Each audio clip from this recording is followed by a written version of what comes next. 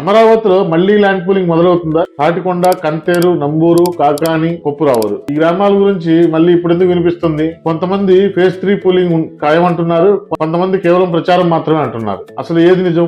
ప్రభుత్వం ఏం ఆలోచిస్తుంది? Railway line, inner ring road, airport ఇవన్నీ ఎలా కనెక్ట్ అవుతున్నాయి? ఈ వీడియో చివరి వరకు చూస్తే మీకే అర్థమవుతుంది. 2015లో రాజధాని కోసం ల్యాండ్ పూలింగ్ మొదలు పెడితే అప్పుడు సుమారుగా 34,000 ఎకరాలు రైతులు స్వచ్ఛందంగా భూములు ఇచ్చారు.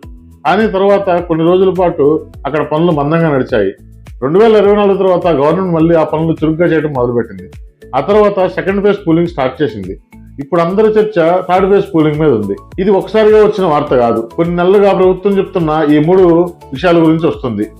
Railway connectivity, inner ring road, outer ring road, airport ఈ 3 కలిపి చూసినప్పుడు కొత్త భూమి కావాలనే చర్చ మొదలవుతుంది. ఒక రాజధాని అంటే కేవలం రోడ్లు మాత్రమే కాదు, రైల్వే కనెక్టివిటీ, ఎయిర్పోర్ట్ కావాలి. ఇప్పుడు ప్రభుత్వం దాని మీద పనిచేస్తుంది. ఈ రైల్వే కారిడార్ ఏ ప్రాంతంలో నుంచి వెళ్తుందో ఆ ప్రాంతంలో కొంత భూమి అవసరం అవుతుంది. ఎయిర్పోర్ట్ ఎక్కడ కట్టాలనుకుంటుందో అక్కడ కొంత భూమి అవసరం అవుతుంది. అక్కడే ఫేజ్ 3 గురించి చర్చ జరుగుతుంది. చాలా మంది అయ్యారంటే రోడ్డు చాలా చిన్నగా ఉంటారు, కానీ government major activities, railway line, airport ఇలాంటివన్నీ అనుసంధానం చేస్తూ వేసేదే ఇన్నర్ రింగ్ రోడ్. ఈ రోడ్డు ఎటువైపు నుంచి వెళ్తుందో ఆ ప్రాంతం విలువ పూర్తిగా మారే అవకాశం ఉంటుంది. మీడియాలో వస్తున్నట్టుగా తాటికొండ, కంతేరు, నంబూరు, కొప్పురావూరు, కాకాని ఈ విలేజ్లు అన్ని ఒకే గ్రోత్ కారిడార్ లో ఉన్నాయి.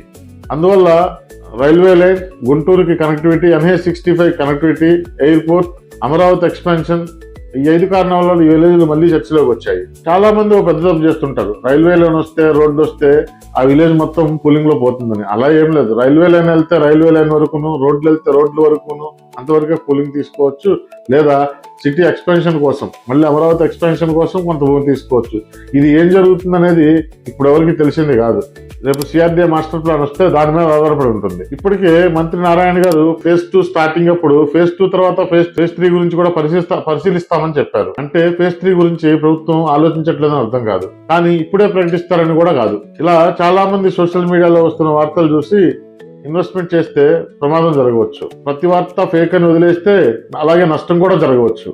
అలా కాకుండా CRDA వారి నోటిఫికేషన్స్, CRDA జీవోలు, గవర్నమెంట్ అలైన్మెంట్స్, మాస్టర్ ప్లాన్లు ఇవన్నీ చూసుకొని ఇన్వెస్ట్మెంట్ చేసుకోవాలి. ఇప్పుడు మీ అభిప్రాయం ఏంటో కామెంట్ లో చెప్పండి. మా వీడియో నచ్చితే లైక్ చేయండి. ఇలాంటి అమరావతి రీసెర్చ్ వీడియోస్ కోసం సబ్స్క్రైబ్ చేసుకోండి. తర్వాత వీడియోలో ఫేజ్ 3లో పోతున్న విలేజ్ల గురించి క్లియర్ గా గూగుల్ ఎర్త్ మ్యాప్ మీద చూపిస్తాను.